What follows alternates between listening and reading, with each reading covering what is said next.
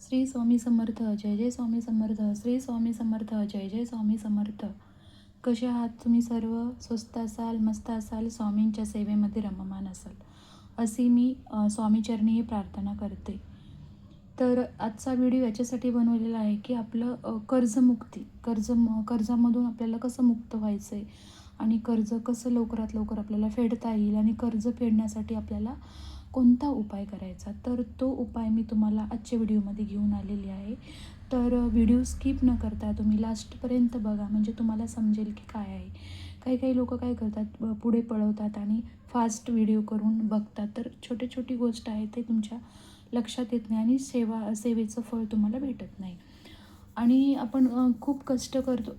आजकालच्या जमान्यामध्ये काय झालं माहिती आहे का, कुठलंही काम करा तुम्ही, कोणतंही काम करा, कोणतंही काम करताना आपल्याला छोटं मोठं कर्ज हे घ्यावंच लागतं. कर्ज घेतल्याशिवाय आपलं कुठलंही काम होत नाही.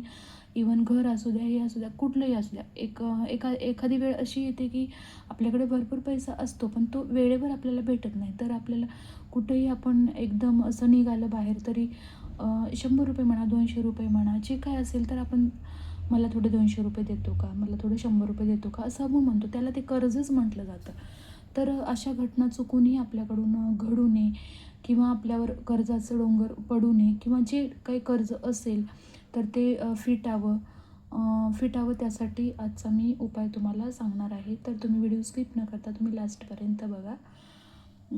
आणि मी काय म्हणते तुम्हाला माहिती आहे का, जेव्हा आपण घेते वेळेस खूप इझिली कर्ज आपलं पास होतं. लोन म्हणा, घर घेताना लोन म्हणा, प्लॉट घेताना लोन, कुठले गाडीला, हे टी व्हीला, आता आजकाल तर टी व्ही घ्या, मोबाईल घ्या, फोन घ्या, कुठली फ्रीज घ्या, घरातली कुठली इलेक्ट्रिक वस्तू घ्या, ते त्याच्यावरती लोन भेटायला लागलं. आणि माणसाला कसं झालं माहिती आहे का, लोन भेटते म्हणजे सहज घेताना खूप सहज माणूस घेतं, पण ते ज्यावेळेस त्याचे EMI पे करतो आपण, ज्यावेळेस ते पैसे फेडतो त्यावेळेस आपल्याला ते फेडणं किंवा EMI फेडणं किंवा त्या तारखेलाच ते पैसे फेडणं आपल्याला खूप अवघड जातं.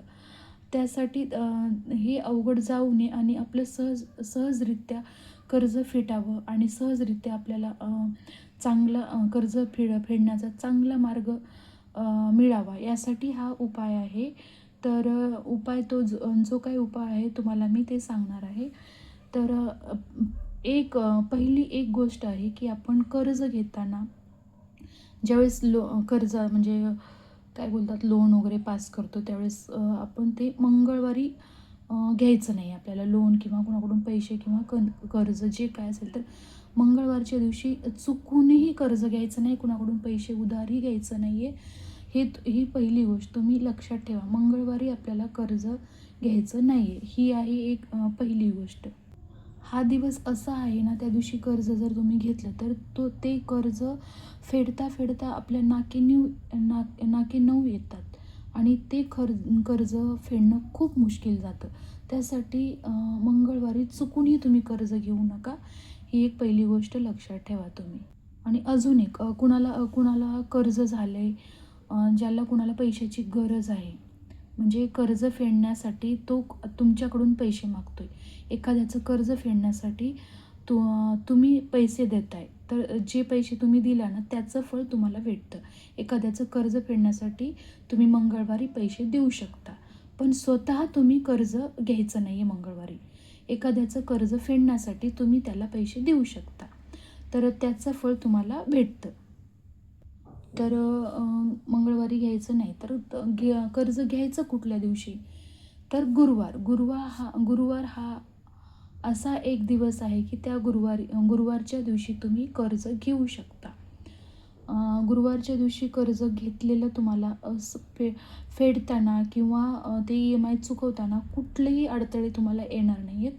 ते सहजरित्या तुमचे EMI जातील किंवा कधी कधी तुमचा पगार नसतो होत, वेळेवर पैसे येत नाही आणि ते EMIची एक फिक्स तारीख असते की ते तारखेला ते पैसे द्यावंच लागते. तर अशा खूप अडचणी येतात कर्ज फेडताना.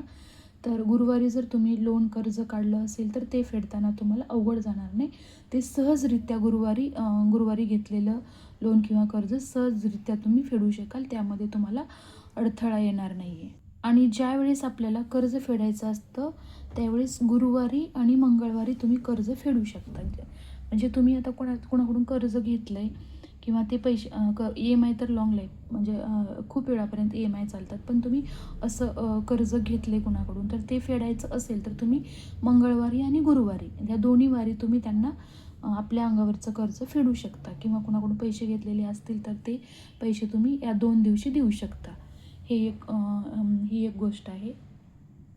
आता जो आपल्याला उपाय करायचा आहे तर तो कुठल्या वारी करायचा आहे तर तो आहे बुधवार.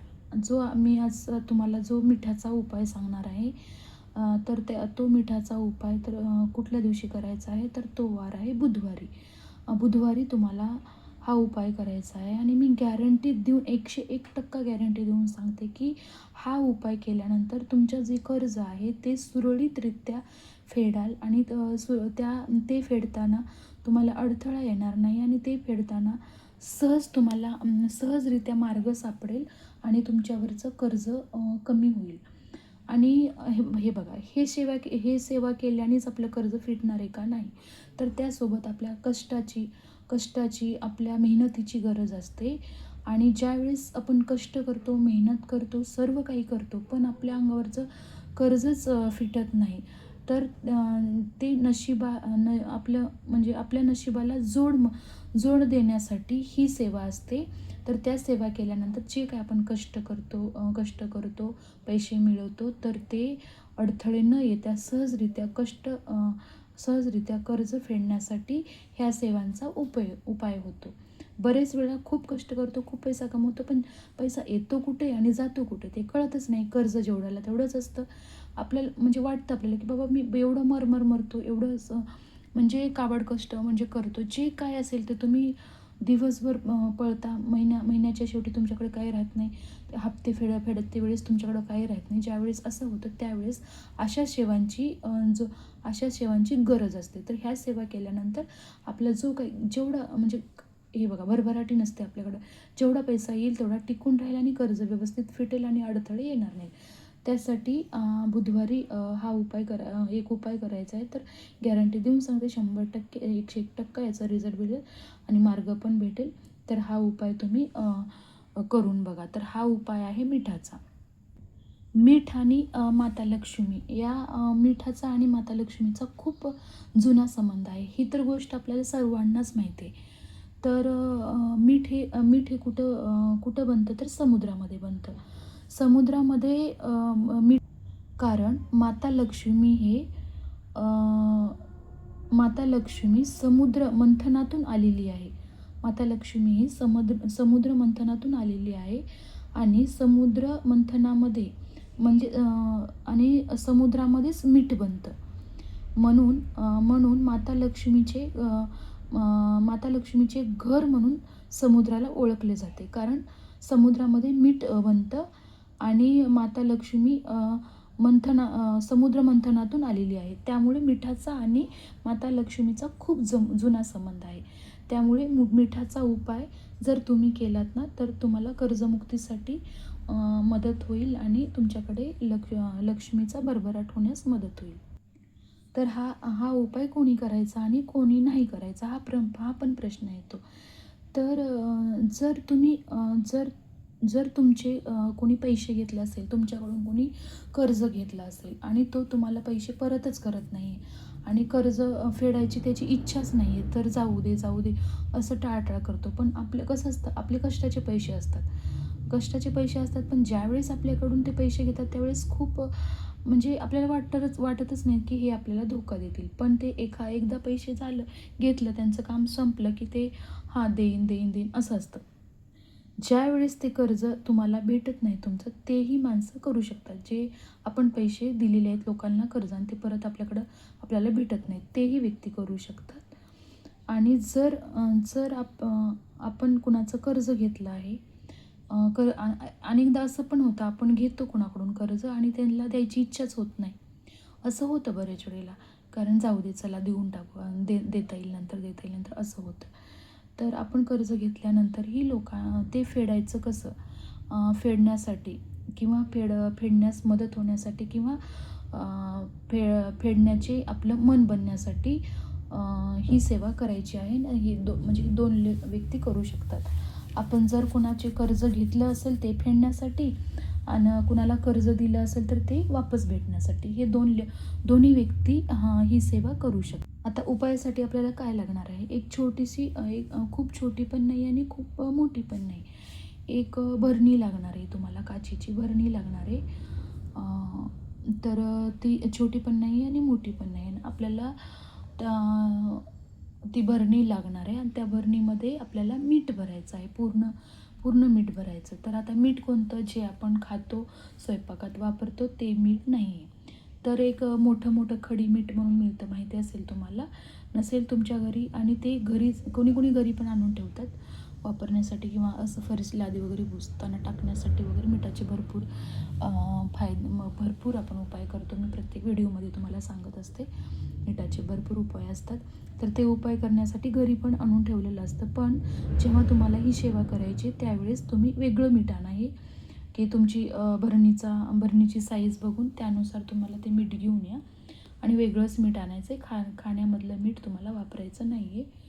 तर ते बुधवारी काय करायचं आहे, सायंकाळी आपण देवापुढे बसायचं आहे. देवापुढे बसल्यानंतर ती भरणी जे काय असेल तर ते भरणी घ्यायची आहे समोर आणि ते मिठाने पूर्ण भरणी भरायची आहे. आणि पूर्ण मिठाने भरणी भरल्यानंतर त्याच्यामध्ये 3 हिरवी वेलची माहितीच असेल तुम्हाला, ती हिरव्या कलरची ताजी, म्हणजे हिरव्या कलरची, सुकलेली किंवा व्हाईट पडलेली अशी असू नये. 3 हिरवी वेलची आपल्याला घ्यायची आहे आणि देवापुढे बसायचं आहे. आणि ती भरणी ठेवलं, त्यामध्ये मीठ टाकलं, पूर्ण भरलं, त्यावरती 3 हिरव्या कलरच्या वेलची ठेवलं, विलायची, वेलची, जे काय तुम्ही म्हणता ते. आणि तुम्हाला त्यासाठी सफेद फूल, पांढरं फूल लागणार आहे. पांढऱ्या कलरचं कुठलंही फूल चालेल. तर ते पांढरं फूल पण तिथे ठेवायचं आहे तुम्हाला. आणि त्याच्यावरती तुम्हाला आपला उजवा हात असा झाकायचा आहे त्या भरणीवरती, गिलास म्हणजे जे काही तुम्ही घेतलेले असेल त्यावरती तुम्हाला उजवा हात असा झाकायचा आहे. आणि असा एक मंत्र म्हणायचा आहे की 108 वेळा हा मंत्र तुम्हाला म्हणायचा आहे. तर आणि एकदम शांत, ही पूजा करण्याच्या अगोदर आपल्या मनामध्ये पॉझिटिव्ह आपण स्वतः पॉझिटिव्ह राहणं खूप गरजेचं आहे. कारण जेव्हा आपण स्वतः पॉझिटिव्ह राहतो तेव्हाच त्या सेवेचं फळ भेटतं. उगाच सांगितलं आहे म्हणून करायचं देवापुढे बसून असं नाही. त्यावर जी सेवा करणार आहे त्यावर आपली श्रद्धा असली पाहिजे, विश्वास असला पाहिजे. आणि ही सेवा केल्यानंतर मला त्याचं फळ भेटणारच आहे, हे तुमच्या मनातून इच्छा जागली, मनातून तुम्हाला वाटलं पाहिजे, तेव्हाच ह्या सेवेचं तुम्हाला फळ भेटेल. तर मन तुमचं विचलित होत असेल, काही होत असेल तर 10-15 मिनटं मेडिटेशन करा. तुम्ही ज्या कोणत्या देवाला तुम्ही मानता त्या देवाचं स्मरण करा, त्या देवाचं जप करा आणि मन स्थिर करा, शांत करा. नंतर ही सेवा करायला घ्या. आणि मग नंतर तुम्हाला 108 वेळेला हा मंत्र म्हणायचा आहे. मंत्र कोणता आहे तर तुम्हाला मी खाली लिंकमध्ये तुम्हाला मंत्र पण देणार आहे. तो मंत्र तुम्ही लिहून घेऊ शकता आणि मी सांगते पण तुम्हाला. तर मंत्र कोणता आहे तो ऐका. तर मंत्र असा आहे की ओम धूम धूम धुमावती स्वाहा, ओम धूम धूम धुमावती स्वाहा. म्हणजे कसं करायचं आहे, ओम धूम धूम धूम 3 वेळा, ओम धूम धूम धूम धुमावती स्वाहा. मंत्र तुम्ही लिहून घ्या. व्हिडिओ मागे पुढे करून तुम्ही हा मंत्र रिपीट ऐकून तुम्ही मंत्र लिहून घेऊ शकता. ओम धूम धूम धूम धुमावती स्वाहा असा 108 वेळेला हा मंत्र म्हणायचा आहे. आणि हा मंत्र म्हटल्यानंतर झाल्यानंतर आपल्याला एक पांढरा कपडा घ्यायचा आहे, कॉटनचा पांढरा कपडा. त्या भरणीला झाकण वगैरे लावून ठेवायचं नाही आहे. तर त्याचं तोंड आपल्याला पांढऱ्या कपड्याने बांधायचं. याच्या अगोदर तोंड बांधण्याच्या अगोदर थोडंसं मीठ आणि एक वेलची त्यातून आपल्याला काढून घ्यायचं आहे. आणि ते लक्षात आलं का तुमच्या? त्यातून एक वेलची आणि थोडंसं मीठ काढून बाजूला ठेवायची आहे. आणि ते भरणीचं तोंड तुम्हाला पांढऱ्या कपड्याने बांधायचं आहे. आणि ही भरणी आपल्याला तिजोरीमध्ये ठेवायची आहे. असं म्हणू नका की माझ्याकडे तिजोरी नाही आहे. तिजोरी म्हणजे आपण जिथे पैसा ठेवतो, आपण दागदागिने जिथे ठेवतो, आपल्या व्यवहारासाठी आपल्या पैसे ठेवण्यासाठी आपल्याकडे छोटंसं कपाट तिजोरी असतेच. त्या ठिकाणी तुम्हाला ही भरणी ठेवायची आहे आणि भरणी ठेवल्यानंतर तिथे धूप, दिवाबत्ती, धूप त्यांना ओवाळायचं आहे, धूप द्यायचं आहे आणि ती भरणी तिथे ठेवायची आहे. तर अशी सेवा ही तुम्हाला 1 महिना, 2 महिना, 3 महिने करू शकता तुम्ही कधी पण.